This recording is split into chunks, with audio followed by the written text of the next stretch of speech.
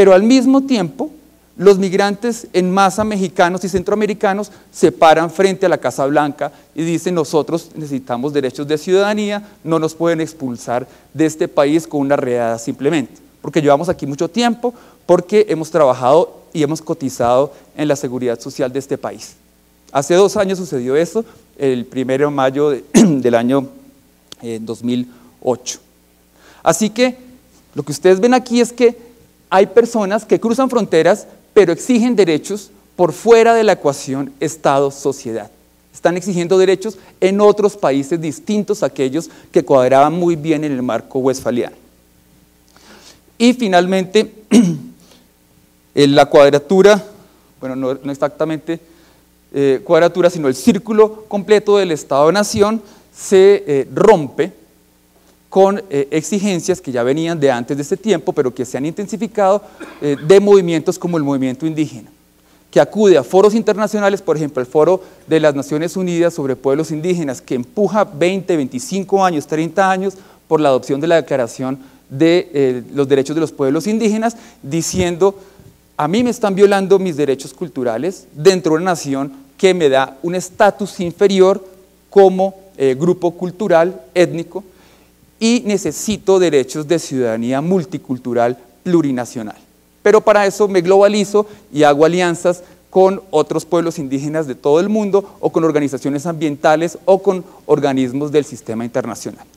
Así entonces, en resumen, aparece el círculo, esta visión bien diferente al mapa que les mostraba ahora, y con un aparato de visión diferente, que es lo que quisiera proponer para terminar mi charla. En lugar de ver la globalización o el mapa global con las gafas tradicionales, veámoslo con visión de satélite, un poco más apropiado, creo yo, para el tipo de mundo que tenemos hoy en día. Este tipo de visión, propongo, parte de la base sencilla, habría mucho más que decir, pero por lo menos de este tipo de ejercicio, que es ver que el derecho es mucho más que lo que nos indicaría esa primera página de ese primer libro leído en el primer curso de una facultad de Derecho, de Introducción al Derecho. Y por lo menos incluye estos tipos de derecho. Aquí divido una pequeña tipología entre lo que sucede en la escala transnacional, lo que sucede en la escala nacional y lo que llaman los internacionalistas la diferencia entre derecho duro, es decir, normas vinculantes en sentido estricto para los estados y para otros actores, y derecho blando, que es un derecho que en principio no tiene ese tipo de estatus obligatorio. Ya les voy a explicar a qué me refiero. Pero más allá de los detalles que voy a presentar, lo que quisiera es que ustedes reflexionaran sobre este panorama y trataran de darse cuenta en qué cuadrantes se ubica la mayor parte de lo que uno estudia en una facultad de Derecho y lo que tiene en mente cuando se menciona la palabra ordenamiento jurídico. Y van a ver que es solo una parte de este cuadro. Pero el cuadro completo más o menos consistiría en derecho duro internacional, que incluye organizaciones y tratados que están detrás de organizaciones como la Corte Penal Internacional, como la OMC y como muchas otras. Es decir, organizaciones interestatales que resultan de tratados vinculantes para aquellas partes que lo ratifican. Derecho duro internacional. También existe derecho blando internacional, y aquí es donde aparece el muñequito de Michelin y todo. Yo espero que eso lo tenga como algún tipo de copyright y después haya líos con esta presentación, pero aquí por eso la voy a pasar rapidito, que están allí los códigos de conducta de firmas como Nike, como Adidas, como Michelin, como Coca-Cola. Las Naciones Unidas no es una firma comercial, la pongo aquí, es porque el sistema de derechos humanos internacional también produce derecho blando en el sentido de recomendaciones, por ejemplo, que expiden los organismos de derechos humanos, como el Comité de Derechos Sociales, como en el sistema, los sistemas regionales, las comisiones de derechos humanos, etcétera, etcétera. También hay, esto es una cosa interesante, fenómenos que ocurren, que uno ve en la práctica nacional, pero que realmente tienen conexiones transnacionales. Aquí pongo este martillito solamente para indicar la incorporación era difícil graficar esta idea, a ver si a alguien más se le ocurre. La incorporación de los estándares internacionales de derechos humanos, de los que habló Víctor Abramovich en otra charla precedente para expresarla, a la jurisprudencia y a la legislación de estados nacionales. Esta incorporación, una vez que se convierte en ley o cualquiera que sea el mecanismo, se vuelve parte de la práctica jurídica nacional, pero realmente uno podría mapear cómo el mismo tratado, por ejemplo, el estándar de el derecho a la salud emanado por el Comité de DESC de la ONU, va pasando de un sistema jurídico a otro.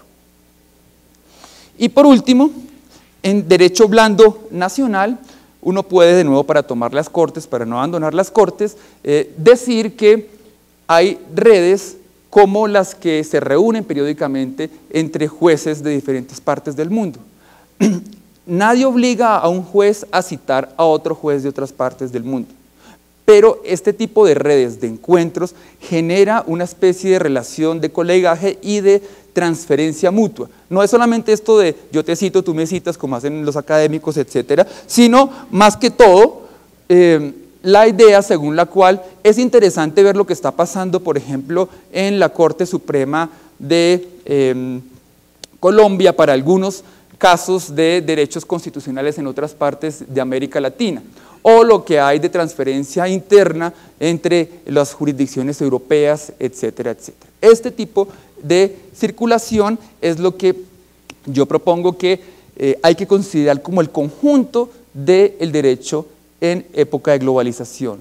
Y esto para contrastar con lo que mencionaba antes del marco westfaliano, es lo que uno podría llamar un derecho post-westfaliano, es decir, un derecho para un sistema político-económico que ya superó y desbordó los compartimentos estancos del Estado-Nación. Termino simplemente haciendo alusión a cómo algunas organizaciones latinoamericanas han venido respondiendo a este desafío. Apenas los voy a mencionar. El mapa que mostré ahora, es un mapa descriptivo, pero también un mapa estratégico. Es decir, muestra dónde están los espacios clave de incidencia jurídica y de estudio jurídico que importan en tiempos de globalización. Y algunas organizaciones, obviamente esto no es nuevo, obviamente muchas organizaciones, muchos estudiosos del derecho, muchos juristas están ya atentos a estos fenómenos, y menciono solamente, por ejemplo, organizaciones o experiencias que han venido apuntándole a los diferentes cuadrantes. Por ejemplo, menciono el caso de Conectas en Brasil, que tiene un sistema o una red, intenta generar pensamiento y acciones jurídicas del sur para incidir en el sistema internacional de derechos humanos, llevar una voz del sur a ese sistema internacional de derecho duro. Menciono aquí a la red DESC, que es una organización mundial, de hecho, de activistas, abogados, ONG y otros tipos de organización para incidir en la creación de nuevos estándares de derecho blando, pero también derecho duro globales que impulsen la causa de derechos sociales. Un caso interesante de promoción de la difusión de casos nacionales para adopción en otras jurisdicciones es un proyecto muy bonito que hizo la Fundación Getúlio Vargas de Brasil, con una casoteca para que se compartiera en internet la idea o la jurisprudencia y los casos emblemáticos de diferentes cortes para otras cortes y otros estudiantes y otros profesores de América Latina.